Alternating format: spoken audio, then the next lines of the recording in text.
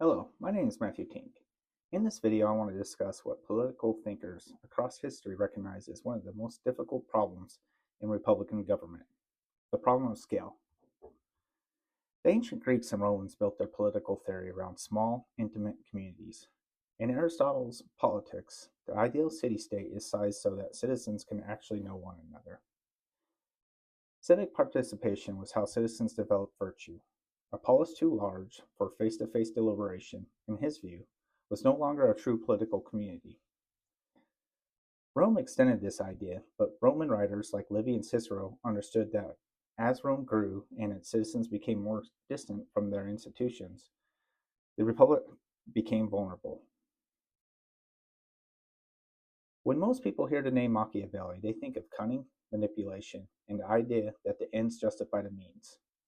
That reputation comes largely from his book, The Prince.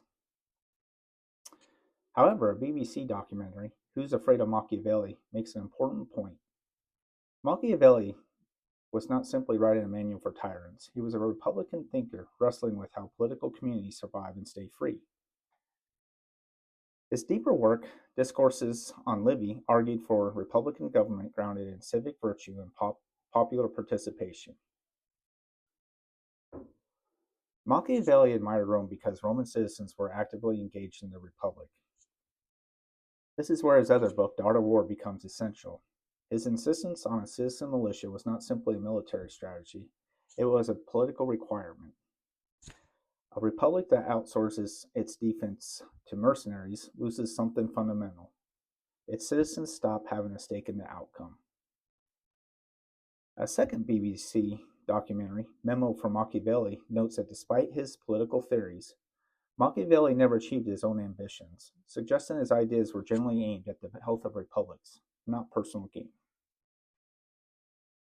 For Machiavelli, the greatest danger to a republic was not a foreign enemy, it was an internal corruption. As a republic grows, citizens become more distant from their institutions. Civic virtue, the willingness to put common good above private interest, erodes. Leaders accumulate power, the people grow passive. Machiavelli drew on Livy's history to show this pattern repeating. Rome's greatness was built on citizen virtue and military discipline.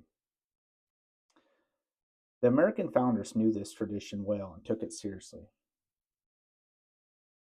In the Federalist Papers, in Federalist number 10, James Madison directly challenged the classical assumption that republics must be small.